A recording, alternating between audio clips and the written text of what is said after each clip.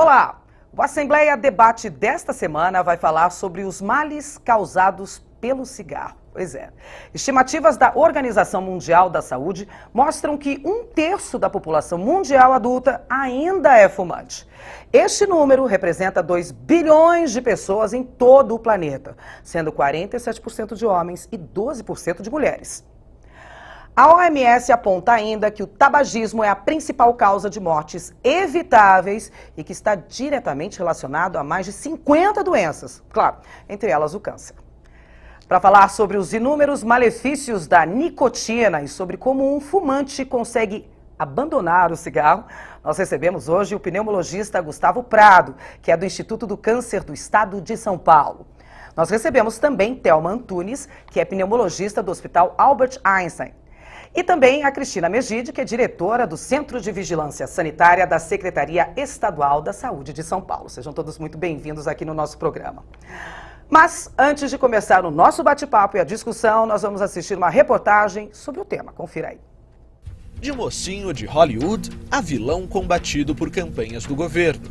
O cigarro perdeu seu status social ao longo dos anos pela pressão de diversas pesquisas na área da saúde. Números mais recentes mostram que mais de 200 mil pessoas morrem todos os anos no Brasil vítimas das doenças relacionadas ao cigarro. No mundo todo, a estimativa é impressionante. 2 bilhões de jovens e adultos fumam. A Organização Mundial da Saúde aponta o cigarro como a causa de mais de 50 doenças. 1 em cada 4 casos de ataques cardíacos ou de acidente vascular cerebral é provocado pelo fumo constante. E que começa cedo. No Dia Mundial contra o Cigarro, comemorado essa semana, o Ministério da Saúde divulgou um estudo sobre o uso do cigarro entre os jovens. A pesquisa constatou que quase 2 milhões de adolescentes entre 12 e 17 anos já experimentaram cigarro ao menos uma vez na vida. Devo fumar uns 4. E você começou a fumar por quê? Via muito em televisão, o pessoal parecia bem descolado fumando, aí eu quis provar e depois continuei fumando, era muita gente, né, que fumava junto, e acabou virando um vício. Medidas restritivas foram tomadas para evitar o consumo do cigarro pela população, como a proibição de propagandas e imagens fortes nas embalagens de cigarro. Elas ilustram possíveis efeitos do uso contínuo das substâncias tóxicas no organismo. No Brasil, uma pesquisa realizada pelo Instituto Datafolha revelou que 70% dos entrevistados acreditam que as imagens são eficientes para evitar a iniciação ao tabagismo, mas apenas a metade considerou parar de fumar. Aqui tem uma imagem, um pouco chocante.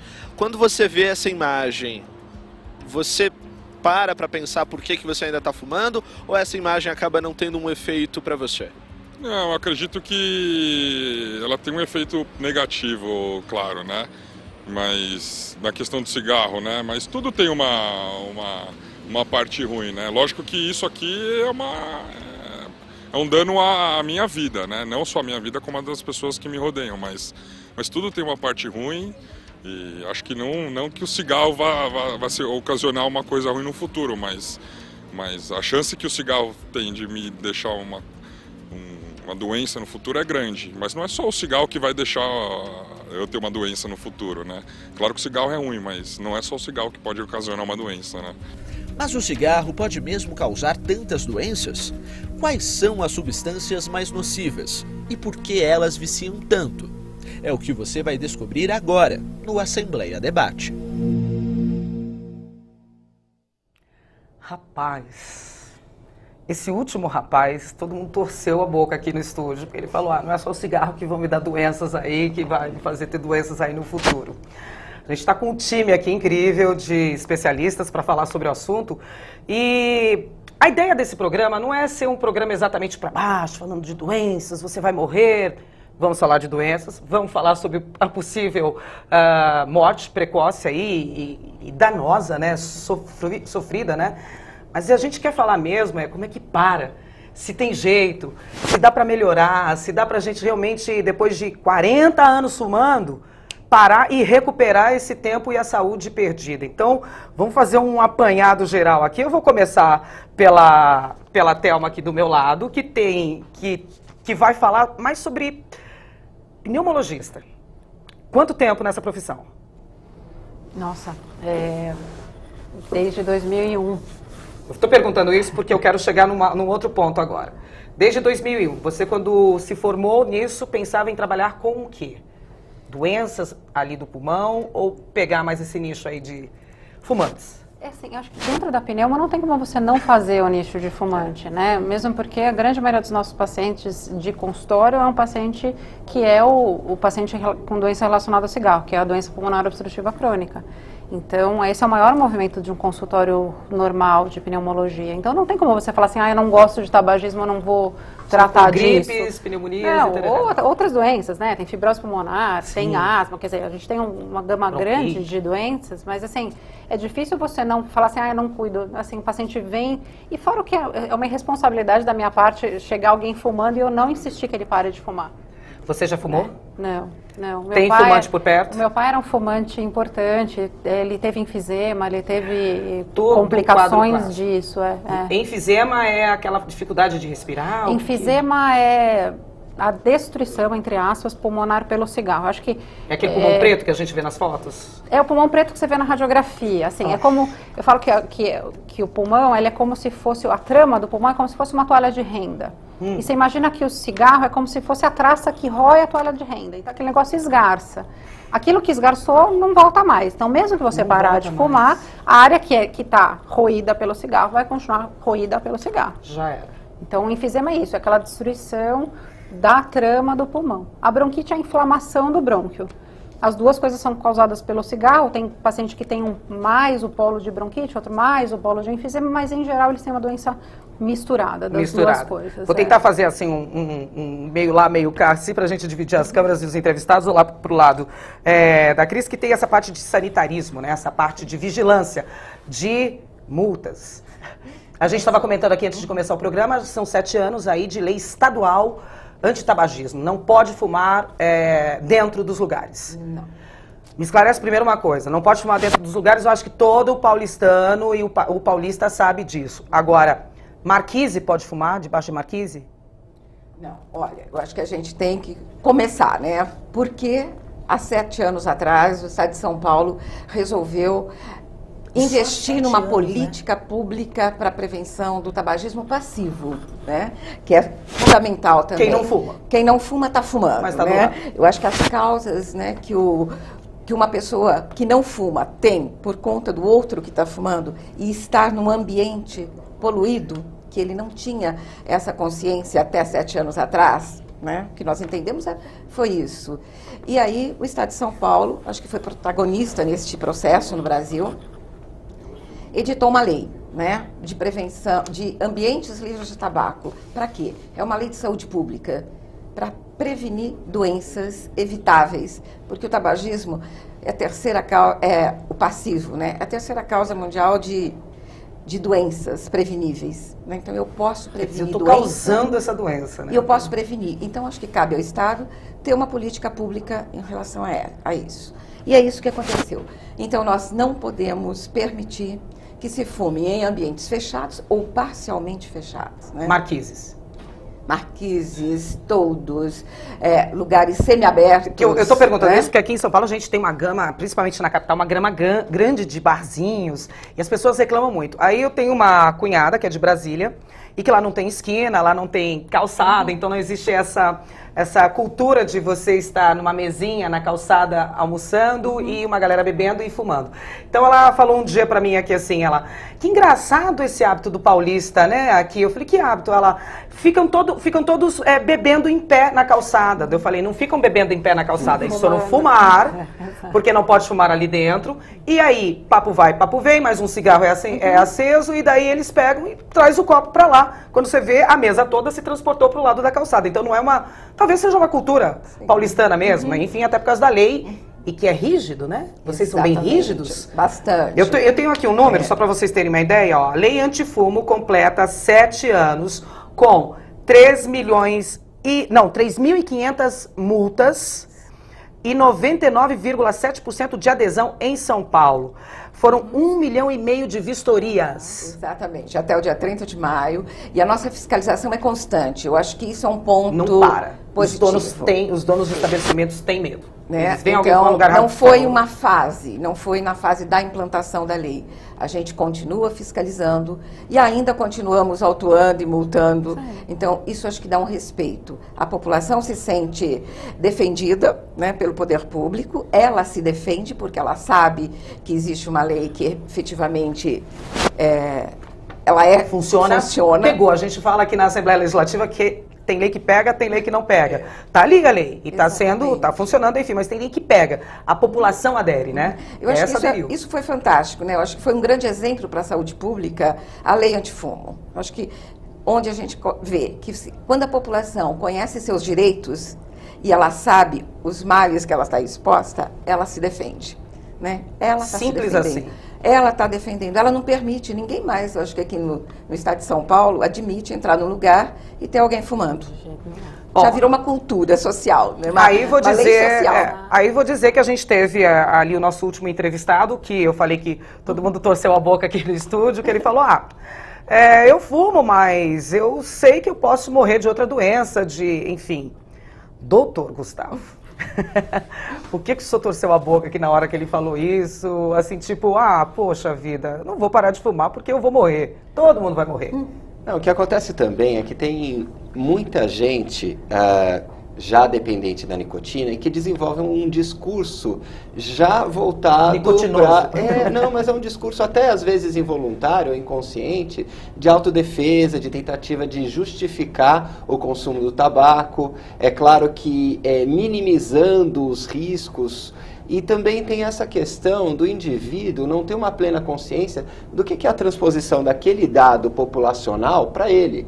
Então, se a gente falar... Ele não se encaixa naquilo. Exatamente. Se a gente falar que numa análise populacional da dimensão do problema do tabagismo, 1 de cada 2 ou de cada 3 fumantes vai morrer por uma doença relacionada ao tabaco, quer seja uma doença cardiovascular, uma doença respiratória, um câncer e uma série de outras doenças, ele fala 1 de cada 2, 1 de cada 3.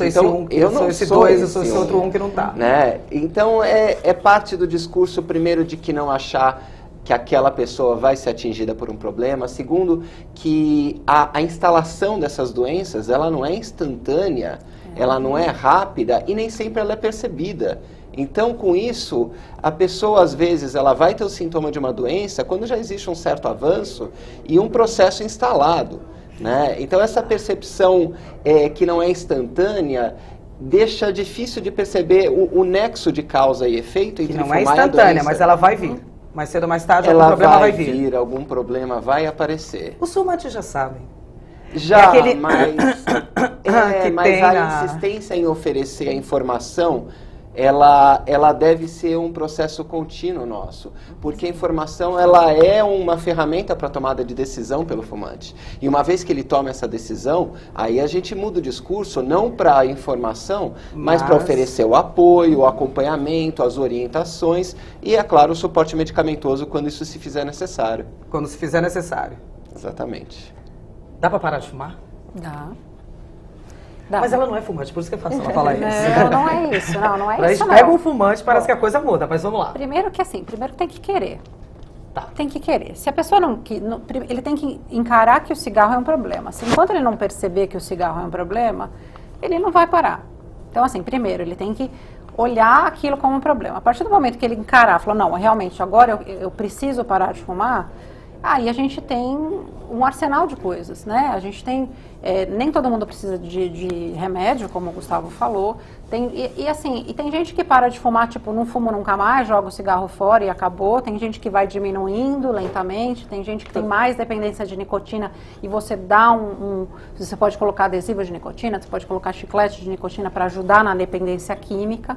Tem grupos de apoio para pacientes que têm mais dependência psicológica. Então, assim, a gente tem pacientes que precisam de medicação, realmente de medicação, mas dá para parar. Mas a primeira coisa é querer parar. Enquanto você não quiser parar, não adianta. Assim, adianta, se alguém ficar, tem trabalho mostrando que se ficar alguém da família só falando, você precisa parar, você precisa parar, você precisa parar por isso, por isso, por isso. Se a gente, como médico,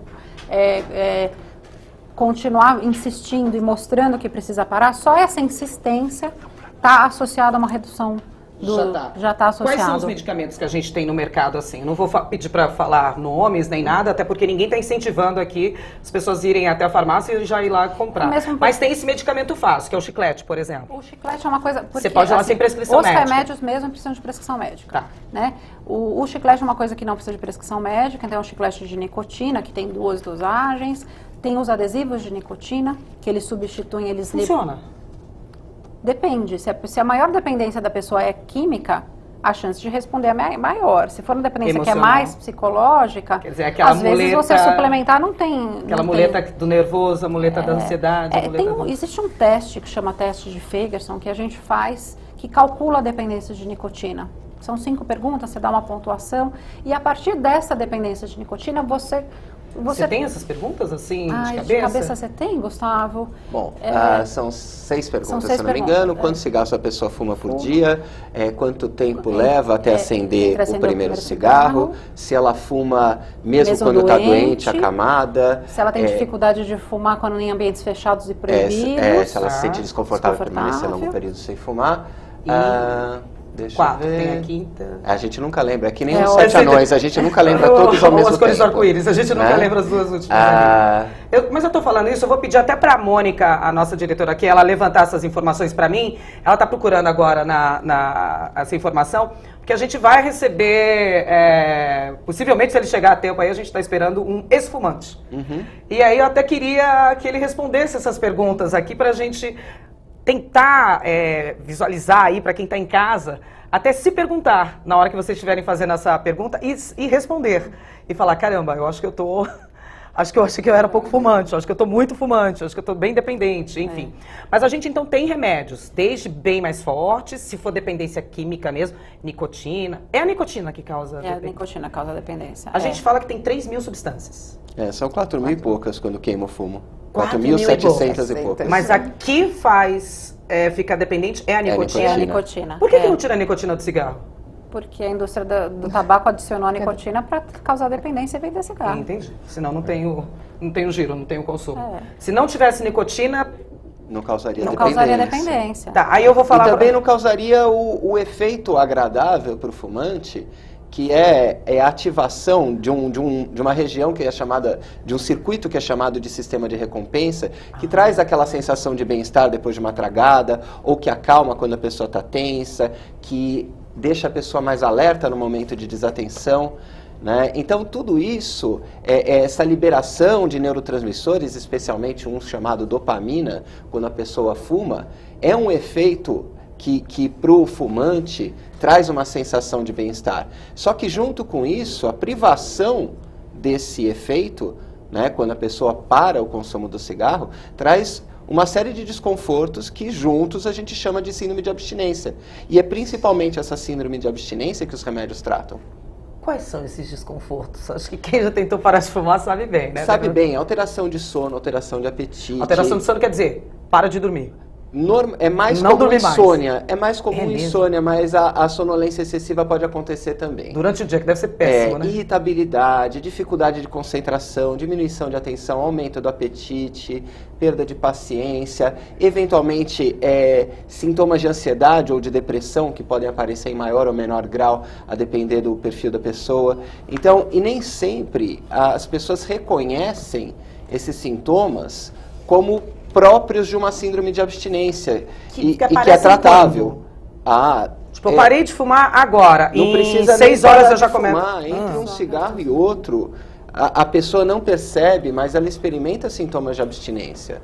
Então, muitas vezes, muitas vezes o que faz o fumante pegar o próximo cigarro, às vezes é o automatismo de simplesmente acender um atrás do outro, às vezes é o hábito já criado ao longo de décadas de vida, de depois de uma refeição acender o cigarro, depois do café, ou quando senta para conversar com os amigos, mas muitas vezes é porque a pessoa já está começando a se sentir um pouquinho tensa, e ela não está tensa, ela está com síndrome de abstinência. Então, a síndrome de abstinência, boa parte dos sintomas dela já são percebidos entre um cigarro e outro, ou quando a pessoa acorda, imagina, você dorme 5, 6, 8 horas e acorda com aquela necessidade de acender um cigarro. É uma necessidade, porque você... É físico. Exatamente, você está com uma síndrome de abstinência.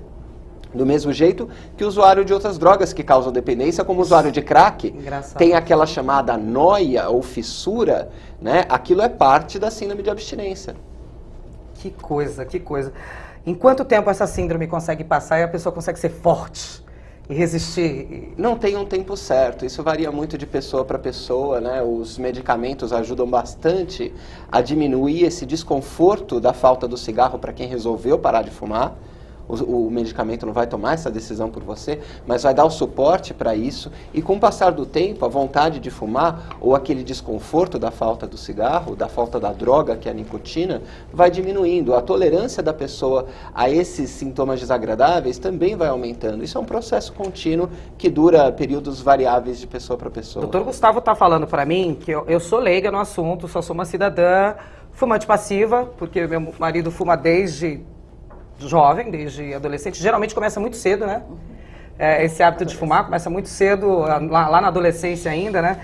Ele está falando para mim desses sintomas, me lembram realmente muitos sintomas de abstinência de drogas mesmo, né? Sim, eu posso dizer que a dependência do cigarro está ali com a cocaína? Sim. Ou mais forte? Não, não é mais forte, né? Tem trabalho mostrando que de 10 pessoas que fumam, 8 ficam dependentes, de cocaína 9. Porque é de 10 pessoas que fumam, 8 ficam dependentes, de cocaína 9 pessoas. É próximo, é realmente próximo. E álcool 5. Então, realmente é próximo de cocaína. Então eu vou mudar a minha pergunta. Para se livrar da dependência é tão difícil quanto? Se livrar da cocaína também, né? Do vício da cocaína. É vício. É vício? É vício. É vício. Que nem vício de roer unha, vício de... É vício. Assim, tem o vício eu estato alguma coisa no cérebro? E o vício comportamental, do hábito, né? Que também é uma coisa importante, tem uma coisa na mão. O hábito de você sair, vou tomar uma cerveja, acender um cigarro, a cerveja fica mais gostosa com cigarro. Eles falam isso, né? Fumante fala isso, né? Fica mais gostosa com cigarro, a cerveja, doutor? eu não fumo, né? Então não tenho essa impressão. Não sei, às vezes vocês têm um estudo, não sei. O cafezinho. Não, o que acontece... Bendito cafezinho e o cigarro. A relação do café com o cigarro, ela é mais um vínculo comportamental. Cultural, brasileiro. E um hábito que a pessoa aprende, repete e cristaliza no seu comportamento ao longo de uma vida inteira. A relação com o álcool é outra. O álcool, de fato, aumenta a vontade de fumar por agir em regiões parecidas e próximas do sistema nervoso e realmente aumenta a avidez pela nicotina. Né? E além do que acelera um pouco o metabolismo da nicotina, então aquela nicotina tragada no cigarro de minutos atrás, a concentração dela no organismo vai diminuir mais rapidamente quem está tomando bebida alcoólica, e isso aumenta a avidez pelo próximo cigarro. Então a relação do álcool com o cigarro ela é ainda mais perigosa. Mais perigosa. Vou fazer só uma enquete aqui rapidinho.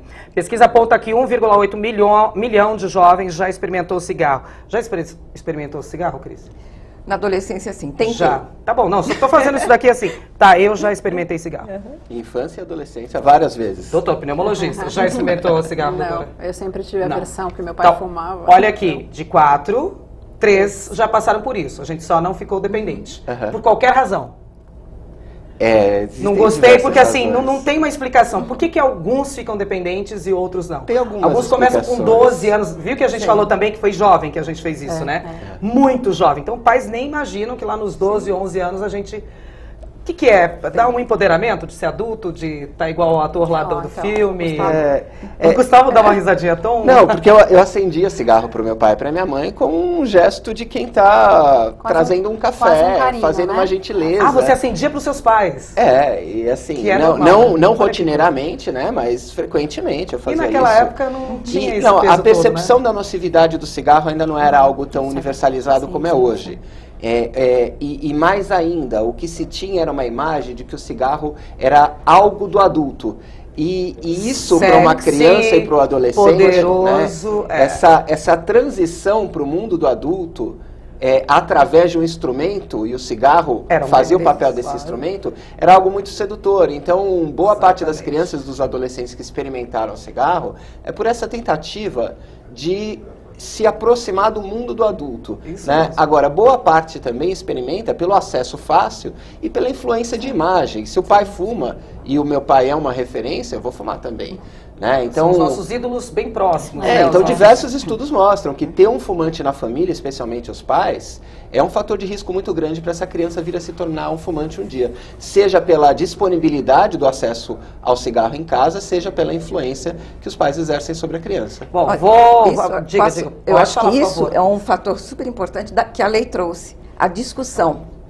A discussão do risco em casa, né? Do risco, né, do fumo, não só do fumo do fumante, como também para o fumante passivo, que são os filhos, os companheiros, a família, os amigos, passivo, né? Porque até então a gente achava que era só quem fumava. Quem fumava. E você podia, no mínimo, fazer uma carinha feia e voltar. Agora você já não admite mais, né? A gente tem, assim, denúncias. De repente, o apartamento do lado reclama que o vizinho está fumando. Quer dizer, foge da nossa competência. Não precisa chegar muito longe, aqui dentro dessa casa mesmo de leis. Aqui não pode fumar, obviamente, aqui dentro, nem nas rampas de acesso, e as rampas são descobertas. Nem nas rampas de acesso, nem no estacionamento. Aqui que é livre totalmente livre. Não pode, porque o cheiro do cigarro invadia alguns gabinetes ali embaixo. Então, assim, tá fumando lá fora, não tá em nenhum ambiente meio aberto. Mas o cheiro, o vento trazia o cigarro para dentro de gabinetes. E as pessoas conscientes, olha, então não pode fumar assim. Você pode fumar na calçada.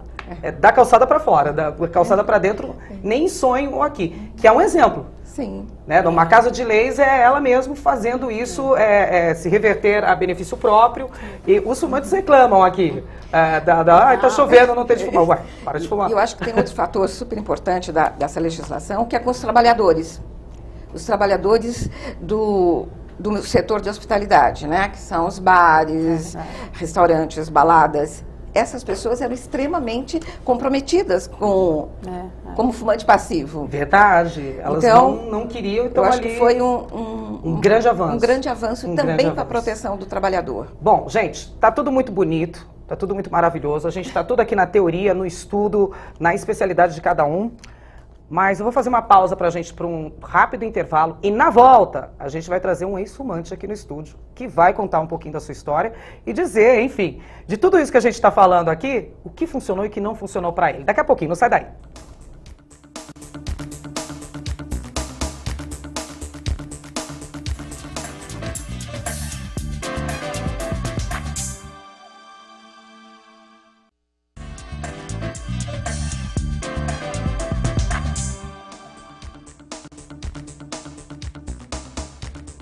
Estamos de volta com o programa Assembleia Debate, numa semana em que se falou muito sobre o combate ao tabagismo. Dia 31 de maio, se não me engano, né? Foi o Dia Mundial aí de combate ao cigarro.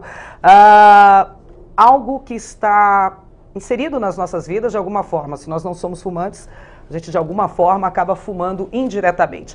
E no bloco anterior eu anunciei que a gente teria aqui nessa segunda parte do programa um convidado, um ex-fumante, um ex-tabagista, que é o Sérgio Mendes, que está aqui com a gente, 27 anos, né? 27 anos. 27 anos e que parou de fumar tem 4 meses. 4 meses, exatamente. Conta um pouquinho pra gente a sua história, quando você começou, que cigarro que era, se era filtro branco, filtro amarelo e por que você começou a fumar? Então, a minha mãe fumava desde os 14 anos e eu sempre tentei fazer ela parar de fumar, jogava o maço dela na privada, fazia o máximo que eu podia para tentar fazer ela parar de fumar, mas nunca consegui.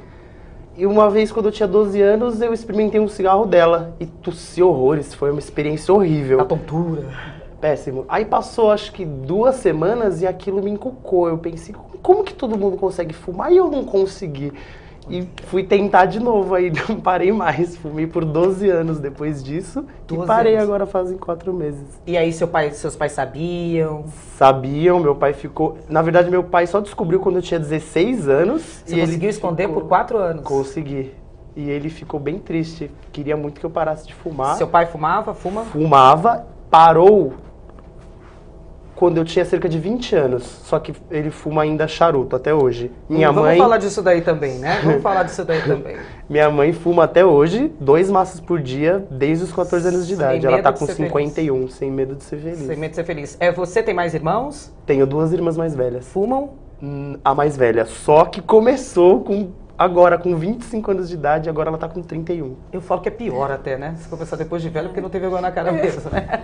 Ela, poxa vida, poxa vida. E agora, 4 meses, parou de fumar. Falando parou mesmo? Parei. Me recuso a colocar qualquer cigarro na boca. É melhor assim, eu acho. Quantas vezes você já tentou fazer isso? Eu já tinha tentado parar de fumar umas 3 vezes durante os 12 anos em que eu fui tabagista. 3 vezes? Umas 3 vezes. A primeira vez você parou de fumar por quanto tempo? 1 mês. 1 mês? 1 mês, aí... A segunda vez por quanto tempo? 2 semanas. 2 semanas e essa é a terceira vez? Essa é a terceira vez. 4 meses? 4 meses. O que tá diferente de lá pra cá que você tá conseguindo tanto tempo? Porque eu tava um dia sem fumar, eu decidi não fumar por um dia, há 4 meses atrás, né? E foi no dia que eu comecei a malhar, que eu nunca fui muito de atividade física. Aí eu comecei a malhar e falei, vou parar de fumar também. Não faz sentido, né? Não faz. Aí no fim do primeiro dia que eu fui malhar, eu tava naquela sensação de que eu precisava de um cigarro. Aí eu parei, pensei um pouco e falei, não preciso. E parei de fumar. Assim, você conseguiu passar o primeiro dia e falou, não preciso, uma epifania, né? É. Agora, você tá substituindo, assim, eu fiquei sabendo, porque o Sérgio, ele é namorado da Luana, nossa pauteira, que querida, e ela falou que você emagreceu. Emagreci bastante. Não é o que a gente sabe, né, gente?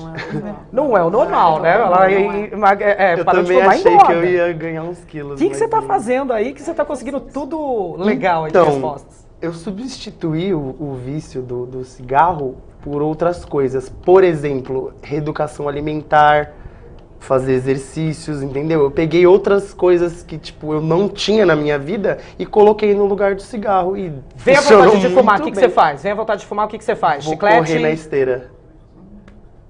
Ai, gente, isso aqui é vontade, Mas hein? então, não vem mais aquela vontade. Agora não vem mais. Não sinto mais, tô do lado de um monte de fumante. Bebo, não sinto mais vontade de fumar, que era um grande problema. Nossa Senhora. Natural. Quando Juventude, bebia qualquer coisa, um cigarro atrás do outro.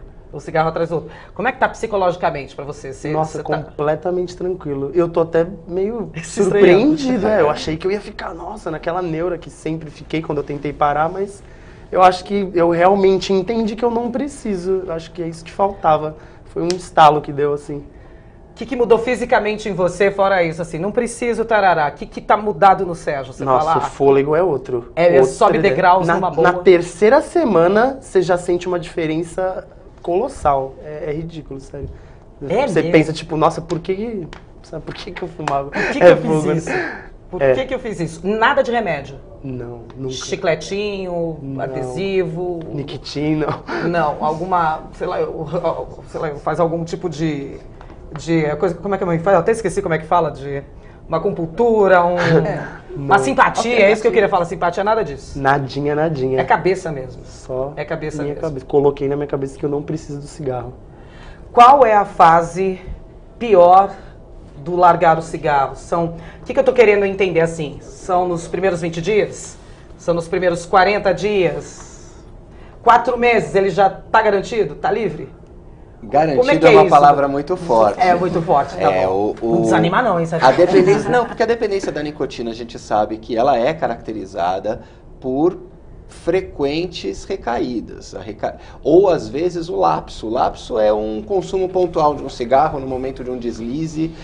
Quase todo fumante, quando está enfrentando o tratamento para parar de fumar, vai passar por isso, ou por um momento que ele teve algum descontentamento, uma ansiedade, né? Ou uma recaída que às vezes acontece da pessoa retornar o consumo regular de cigarro, mas é mais difícil no começo, as primeiras 2, 3, 4 semanas, os sintomas de abstinência eles são muito mais pungentes, latentes, a pessoa se sente mais desconfortável. Agora, o maior risco ainda para recaída é nos primeiros 6 meses. Não que ele desapareça depois, mas ele é principalmente mais observado nesses primeiros 6 meses, a chance da pessoa retornar a fumar, e é por isso que quando a gente acompanha como médico, alguém que está fazendo tratamento para parar de fumar, essa maior vigilância nos primeiros 6 meses. Nos primeiros 6 meses. Vou perguntar uma coisa aqui. O Sérgio disse que melhorou o fôlego, já se sente mais revigorado, psicologicamente pensa até, por que eu fazia aquilo? O que realmente muda fisicamente dentro de uma pessoa que para de fumar. E se, dependendo de quanto tempo ela fuma, é melhor continuar fumando mesmo, porque não vai ter muita volta. Não. Isso sempre tem vantagem em parar de fumar. Sempre? Sempre tem vantagem. 30 anos fumando, doutora? Sempre tem vantagem. Tem vantagem. Se a pessoa parar antes dos 30 anos, ao longo do tempo vai ser como se ela nunca tivesse fumado. Então, realmente, como é você que tá dentro... Se a pessoa fuma até os 30 e parar...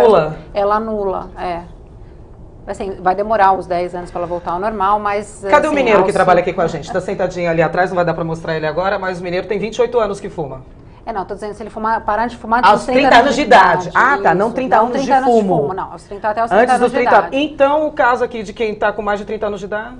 Não quer dizer que não tem vantagem, não é isso. É que assim, eu tô falando em relação ao Sérgio, ele parou de fumar numa fase... 27 anos... É como se você, pro seu organismo, daqui a 10 anos, é como se você nunca mais tivesse fumado nada.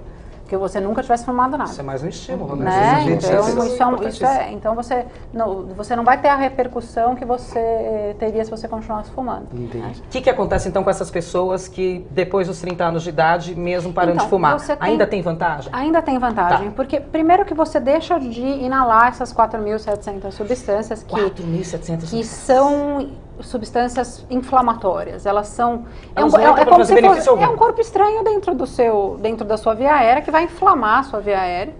Cronicamente, isso ao longo do tempo vai gerar uma inflamação de via aérea e com todos os riscos. Eu estou falando só em pulmão, né? Estou falando só de traqueobronquite, de indução de enfisema. Então, você parar de fumar, a partir do momento que você parou de fumar, você parou de colocar essas substâncias para dentro.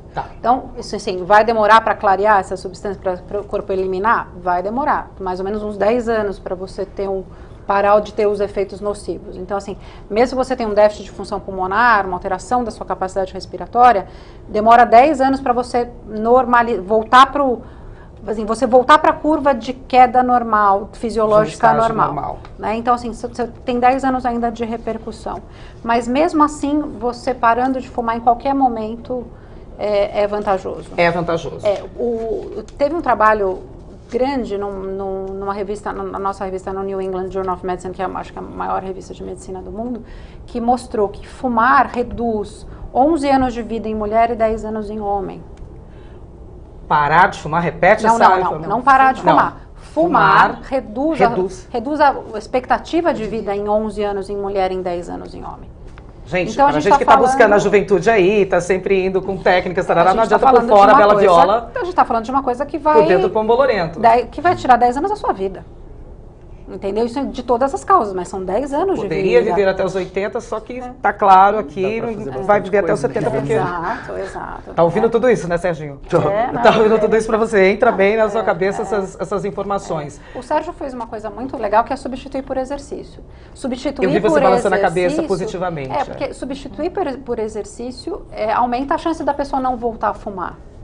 Né? Então você fez super certo. Você trocar por exercício, você aumentou sua chance de não voltar a fumar. Agora, dele ter emagrecido realmente foi uma vantagem dele, né? Foi uma vantagem dele. Porque normalmente a gente troca a ansiedade por outra coisa. E né? não é só isso. O cigarro, a nicotina, ela acelera o metabolismo. Então você volta ao seu metabolismo basal. Então você tem um ganho de até 10% do peso quando você para de fumar. Então a nicotina acelera o metabolismo. Então quando para com a nicotina, o sistema basal ele dá uma paradinha também. A descrição é que você pode ganhar até uns 10% do peso. Se você fizer exercício, você não vai ganhar uns 10% do peso. Sim, você vai equalizar. Você vai equalizar. Então você tem duas vantagens de exercício. Você tem duas vantagens. Ajuda a manter a cessação do tabagismo e você evita o ganho de peso. Você mudou teu paladar? Não. Não? Não, nunca tive alteração nenhuma no paladar. Não, eu digo assim, de cheiros? Não. De olfato, assim, de falar, agora eu sinto mais o cheiro. Sim, de sentir o cheiro de um fumante, eu sinto na distância que ele tá, assim, eu sei se ele é fumante. Era isso que eu ia perguntar, porque tem essa fase também, né? Você parou de fumar, você fica com ojeriza de cigarro cinzeiro, dá a impressão que tudo é cinzeiro. Né? Dá a impressão que tudo que tem a ver com cigarro é cinzeiro, né? Tem isso também, a pessoa fica com... Tem, mas não é regra. Não é regra. Não é. Tá. Então a gente imagina e às fica vezes chato, até... né? A pessoa fica chato. Não, às vezes a gente até torce para o nosso paciente criar essa certa aversão pelo cigarro. cigarro. Mas isso não acontece tão frequentemente quanto se diz.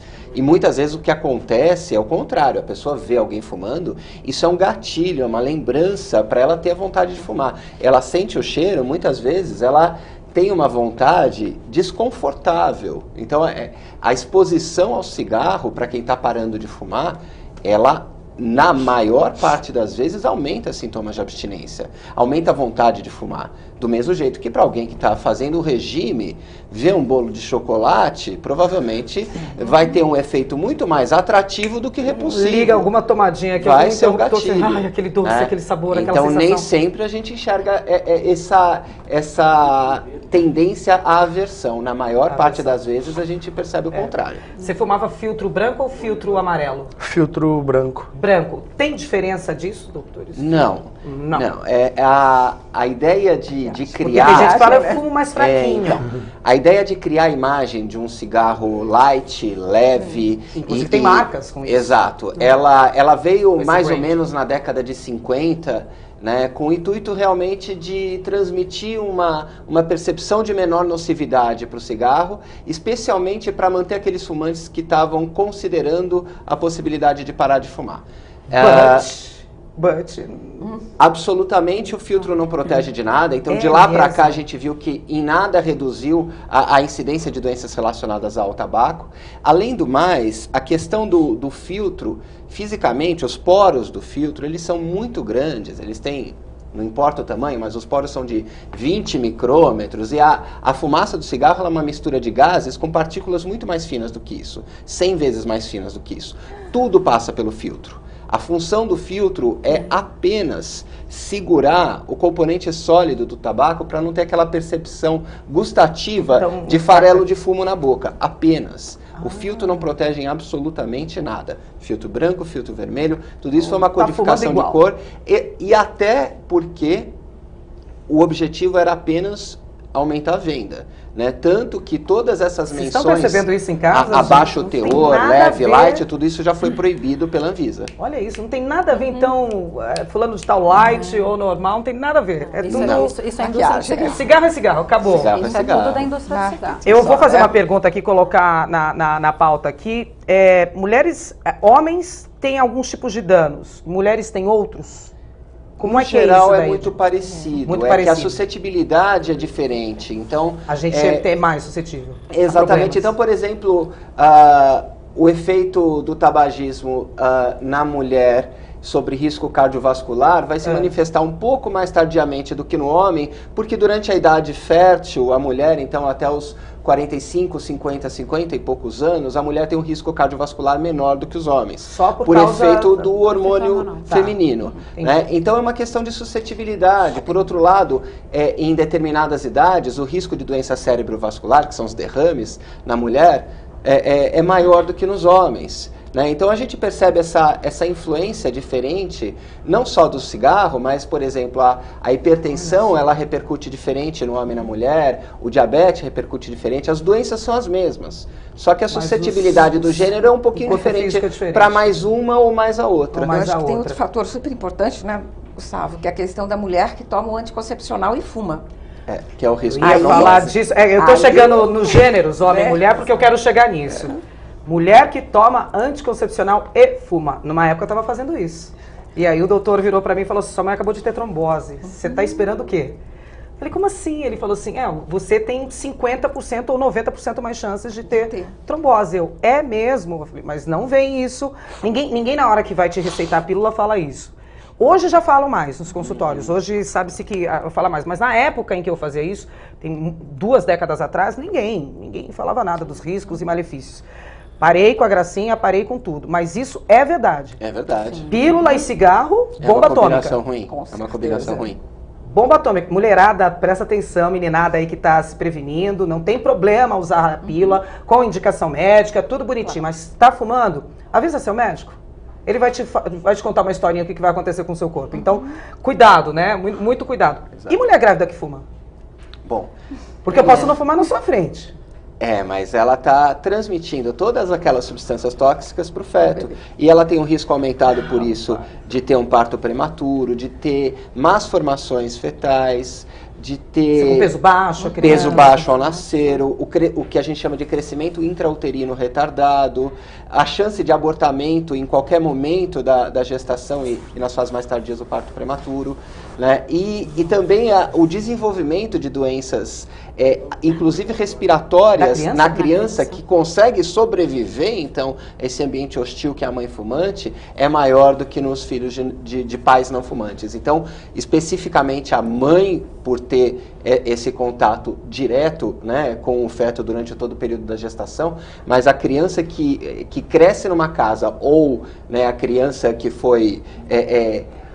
Caso do Sérgio. Exatamente. Cresceu numa casa de fumantes. Pai e mãe... Ela tem maior risco de adoecimento. E a gente tem algum problema respiratório? Eles são pneumologistas. Tinha asma, bronquite, sinusite. E it, todos os Mas ele deu um exemplo clássico da repercussão do cigarro dos pais para a criança. A gente fala muito que o cigarro mata 6 milhões de pessoas por ano. Ele mata 6 milhões de fumantes e ele mata 600 mil não fumantes. E uma parcela, o passivo, o indireto. Uma parcela não negligenciável desses 600 mil são crianças. E a criança não vai ter as mesmas doenças que o adulto. A criança vai ter infecções respiratórias principalmente. A criança pode ter asma, bronquite, tarará, sem ter ninguém fumante por perto na vida dela? Pode. A infância inteira? Pode. Mas, se os pais são fumantes, qual a porcentagem a mais ela ter, desenvolver essas... O não fumante... Sim, é metade, mais a metade. O não fumante, ele normalmente que varia de doença para doença, mas ele tem um risco no mínimo 30% maior para o desenvolvimento de uma série de doenças. Então, isso vai até o câncer. Pensem nisso, pai e mãe, assim. Não adianta fumar ali na janela. Não adianta. Não adianta fumar na janela. Não adianta no carro, tá com o vidro aberto. E depois buscar a criança. A fumaça entra. Não adianta? Não, porque a poluição do cigarro em ambiente fechado, ela permanece mais de 24 horas naquele ambiente. Repete pra mim isso, doutor. Né? Que a poluição que o cigarro provoca quando queimado dentro de um ambiente fechado, ela permanece no ambiente. Então, às vezes, você está em casa, você é um fumante, você está em casa, você quer proteger seu filho. Abre a janela, fuma lá do lado. Não, você fuma no banheiro. Aí, daqui a pouco, você vem dar banho no seu filho. Tá lá a fumaça. Tá todinho impregnado. Não visível por você, mas todas as substâncias tóxicas estão no ar. Ele tá lá fumando com você. Porque são gases e partículas finas que permanecem em suspensão por muito tempo. Seu filho tá fumando com você. Você fuma no carro e depois vai buscar o seu filho na escola. Não sabia disso. Né? Então, quando a gente conversa com pais fumantes, isso é algo que o pediatra precisa abordar nas consultas, né? É perguntar se os pais fumam. Mas eu não fumo na frente do meu filho. Você não fuma na frente, mas você fuma dentro da sua casa, você fuma no carro. Então você está expondo o seu filho a todas aquelas substâncias que você gostaria de evitar. Não é só na hora da baforada. A baforada fica no ar 24 horas. E imagina que o fumante não fuma uma vez só. Exatamente. Mas uma perguntinha que eu tenho. Quanto tempo nós temos ainda de programa? Só para eu saber... Temos 9 minutos de programa, então eu preciso fazer mais uma perguntinha e depois a gente vai para aquele testezinho com o Sérgio, que eu tenho a última pergunta. Era qual o cigarro que dá mais prazer? É aquele... Qual é o cigarro do dia que dá mais prazer? Né? Que estava faltando. Ou o mais difícil de evitar. Ou o mais difícil de evitar, se é depois do almoço, se é depois do café da manhã, que acorda, tem essa pergunta. A gente vai fazer um testezinho aí com você de quando fumava. O Sérgio disse que o pai dele parou de fumar e foi pro charuto, migrou pro charuto, né? Sim. Tem algum cigarro, alguma forma de fumo, de tabagismo que seja menos pior que a outra? É que o cigarro habitualmente você não traga, né? Essa é a desculpa, né? Quem vai pro charuto não traga. Desculpa, o charuto não traga. Essa é a não desculpa. Traga charuto. Não sobra. Essa é a desculpa. E aí? Mas cachimbo também não traga ou traga cachimbo? Não traga. Não traga também. Isso varia muito de pessoa para pessoa e às vezes a pessoa que fumava cigarro e migra para uma outra forma de consumo de tabaco, ela importa o seu padrão de uso. Então, essa relacionamento com... Não, e outra, ela fuma numa frequência parecida com que ela fumava o cigarro e de um jeito parecido, então com aquela tragada mais profunda. Agora a questão de fumar sem tragar ou fumar pouco, em nenhuma forma você consegue reduzir a tua exposição ao nível seguro. Tá lá. Tá lá. E a outra coisa é que tudo é fumo. E tudo é fumo. Tem a exposição ambiental, tudo é fumo. E tem aquela coisa de lesão de boca, porque você vai fumar uma coisa quente, então aumenta a incidência de câncer de boca. Mas aí então, eu falo, mas tem o cigarro de menta, doutora, tem aquele de canela, de cravo. É tudo folha de fumo. Tudo é folha de fumo. Tudo é folha de fumo? E o cigarro dos nossos avós? Que é o fumo mesmo, fumo de corda, né? Qualquer forma de queimar tabaco, então cigarro de fumo, narguile, charuto, cachimbo. Chegou no outro que eu queria, narguile, porque eu Conheço uma gama de jovens que parou de fumar e que migraram para o narguilé, mas fuma narguilé como cigarro. E narguilé é fumo, é folha de fumo. tudo O que acontece é que tem aditivos de aroma e sabor, inclusive há um esforço da Anvisa para proibir o narguilé, a aromatização, né, a adição dessas substâncias para conferir um aspecto mais agradável e uma percepção mais agradável, especialmente na iniciação, no jovem, na criança, no adolescente, né, que às vezes essa primeira experiência não é agradável. Não, nem agora tá fumando. Nem agora. Então, pais e mães que estão aí em casa mais uma vez de novo, narguilé. Seu filho é um fumante. Com certeza. Tá? E Não talvez tô errando na minha E talvez afirmação. mais intenso do que só o próprio cigarro. Porque ali tem ainda um vapor, tem ajuda de algumas coisas ali que... Agora, uma coisa que eu queria perguntar, o narguilé, ele é habitualmente fumado com grupos de pessoas em ambiente fechado. Inclusive até em bares que tem narguilé. E o narguilé é proibido também? Também é Qualquer proibido. espécie de fumo, Eu posso denunciar? Pode. Tem algum número que a gente possa ligar assim? Eu sou a consumidora lá de um bar, tô vendo a galera fumando narguilé ali. Tem. A gente tem o 0800, que é o 0800 771 3541, 24 horas por dia, 7 dias por semana. Repete pra mim, 0800. 0800 771 3541. 3541. Então, uma ligação depois gratuita. Vocês colocarem IGC pra gente, pra deixar isso daí. Diz que denúncia cigarro, né? Antitabagismo. Isso, é uma ligação gratuita, né? E é muito interessante, porque a população realmente participa dessa fiscalização. A gente tem que, 1 em cada 5 autuações foi em consequência de denúncia. De denúncia.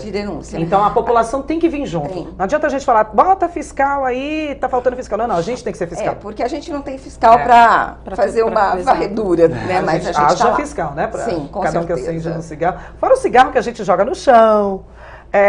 Né? Fora o cigarro que a gente joga no chão, que daí, enfim, não sei quanto tempo aquilo ali demora para deteriorar. Tem todo um porém, volta as bituquinhas de cigarro, que não são poucas, é complicado, né? Vamos fazer as perguntas para o Sérgio? A gente no bloco anterior tinha falado que os especialistas na área, quando eles vão fazer a consulta com um tabagista, eles têm uma sequência de perguntas para fazer, para saber o seu grau de dependência, né, do cigarro. Enfim, os doutores sabem aqui, não sei se vocês querem revezar, e aí você responde para a gente. Quem está em casa, aproveita para responder também, mentalmente. Mas o importante é responder... sinceramente. Não, é que assim, isso normalmente a gente pergunta para o fumante, e como você parou de fumar há 4 meses, você vai responder, na verdade, como era a sua situação naquele momento. Isso. Só para ter uma imaginar ainda como tabagista. Ele é um teste de dependência, então provavelmente a sua pontuação nesse teste, vai ser baixa. Hoje ela seria baixa. Então se você fizer um exercício de lembrança aí, de responder como seria 4 meses atrás, naquele momento que você tomou a decisão de parar de fumar, né? Responder cada uma dessas 6 perguntas só para a gente ter uma impressão do nível de dependência, se é leve, moderado ou grave, né? Bom, a primeira pergunta aí, qual seria delas? Né? Então vamos ver, da hora que você acorda até acender o primeiro cigarro, quanto tempo você leva? Menos de 10 minutos. Então isso já daria 2 pontinhos, né? Porque a gente dá 3 pontos para quem fuma em menos de 5 minutos. O meu desjejum era o cigarro. Então você já começa com 2 pontos. Desjejum era o cigarro. Né? Da escala que vai até 10, você já começa com 2 logo na primeira pergunta. Quantos cigarros você fuma por dia? 1,5 maço eu fumava. Então mais do que 20 cigarros já dá 3 pontos. 30 cigarros. Então já tem 5 pontinhos. Lembra da terceira pergunta, doutor? Se você ficar doente, se você ficar doente de cama, você ainda fumar? Fumava. Eu tive apendicite e eu operei, fiquei no apartamento, no hospital, e eu saía na sacada para fumar. Então ele já ganhou mais um ponto. Só tá pontuando, tá bombando, né? Tá bem a dependência dele. Sente desconfortável em ficar um período prolongado onde não pode fumar? Nossa, extremamente. É assim, a gente não precisaria nem chegar até a Na sexta, última, porque ele já passou do limiar de pontos para a gente considerar a dependência intensa ou dependência grave, né? E qual era o cigarro? Agora é isso que eu vou perguntar. Qual era o cigarro mais prazeroso do dia? Após o almoço, com certeza. Após o almoço. Tem alguma graduação? Isso a gente dá 1 ponto no teste quando é o primeiro do dia. Porque é um marcador de dependência mais intenso. Que é a satisfação, abstinência e... Então era o depois do almoço que era o mais prazeroso. Depois do almoço, com certeza. Ele estaria num grau crítico de dependência química. Num alto grau de dependência. Seria, se ele chegasse no consultório e falasse, quero buscar tratamento, quero parar de fumar, seria o caso de remédios para ele. Se ele não tivesse a boa vontade, exato. seria o caso de remédio. Sim. E remédio por quanto tempo? Então, na realidade, depende da medicação, né? A medicação tem a bupropiona e tem a variliciclina. E aí eles são pelo menos 12 semanas são pelo menos 3 meses de... Pelo menos 3 meses para... E realmente ajuda? Ele diminui, assim, nada é 100%, a gente está falando de vício, né? A gente está falando de vício. E a variniciclina tem uma vantagem em relação ao bupropiona. A bupropiona tem me corrige, acho que é 30% a 40% de chance de parar de fumar. E a variniciclina 40% a 50%, mas é mais ou menos. E comparado com uma tentativa sem tratamento, elas duplicam, triplicam a chance. Coerente, então, né? De sucesso. Então, de certa forma, todos os remédios, apesar de terem eficácias um pouquinho diferentes quando a gente olha em um ano, mas em média eles duplicam a triplicam a chance de se você apenas tivesse com acompanhamento médico e sem medicação. Bom, gente, eu tenho 1 minuto e meio só mais de programa, o papo foi ótimo, eu agradeço aqui toda essa gama de informações e de dicas que vocês deram e de alertas, principalmente, que vocês fizeram. Eu vou pedir para que cada um fale alguma coisa final, dê alguma dica ou faça algum lembrete aí final. Qual é a multa para o estabelecimento? Olha, a gente começa com 1.177 até interdição do estabelecimento. E isso acontece mesmo? Isso acontece. Já interditamos 3 estabelecimentos no estado de São Paulo. 3 estabelecimentos. Já foram São Paulo é a capital, é a que bomba. Pelo próprio... Com irregularidades, característica, né? Mas dela, não é muito não, viu? Até que não é muito. Doutora, falar o que para quem está em casa aí? Pneumologista, enfim... Que sempre vale a pena parar de fumar. Em qualquer momento que você decida, vale a pena. Nunca desista. Nunca desista. Nunca desista de parar de fumar, que vai fazer muita diferença para sua saúde. Sempre, gente, em qualquer idade, tá? Em qualquer idade, não tem essa. Doutor Gustavo. Parar de fumar, além de trazer os benefícios em qualquer idade, mesmo para quem já tem uma doença relacionada ao cigarro, eu já infartei, né? Então não preciso mais, não. Reduz o risco dessa pessoa adoecer por aquilo ou qualquer outra coisa, ela protege o não fumante. Então, e pronto. É simples assim, né? Olha como é que uma atitude de parar, assim... Eu não vou nem falar da economia, tá? Que você faz parando de fumar. Ainda mais com o aumento dos impostos, o cigarro chegou a níveis estratosféricos aí. Fala alguma coisa pra galera que tá em casa, Sérgio. Parou de fumar, enfim. Qual é a dica que você dá? Não fumar é bem melhor do que fumar, com certeza. Tá vendo? Gente, palavras de um ex-fumante aqui, que parou 4 meses. Sérgio, super obrigada, parabéns. Parabéns mesmo, espero que você continue nessa empreitada aí. Nós todos agradecemos, e acho que a sua saúde mais ainda, né? Com certeza. E só para lembrar aqui, gente, parar de fumar, não tem época para parar de fumar, segunda-feira, no sábado, no domingo, é para agora. Essa é a dica. Peça ajuda se você não estiver conseguindo. Engane o corpo, beba água, masque chiclete, vai fazer exercício, para essa sua ansiedade dar uma baixada. Pense em outra coisa na hora de fumar. Não sei, começa a pensar em alguma música que você goste bastante. Faça uma lista de em que momentos do dia você fumava. Como é que isso... em que momento que você pegava o cigarro? Faz uma listinha ali e fala, eu gosto de fumar depois que eu tomo café. Vamos reduzir o café? Vamos ver se eu reduzo. Parar de fumar? Mas tenta, gente, não fica parado. E avise a família, ó. Não esconda dos amigos e familiares que você resolveu dizer adeus ao cigarro. Peça, por favor, que não fumem perto de você. É uma iniciativa muito boa, vai fazer bem para você, vai fazer bem para todo mundo. O Assembleia Debate vai ficando por aqui, a gente tem um próximo encontro na semana que vem e eu espero você. Até lá, tchau!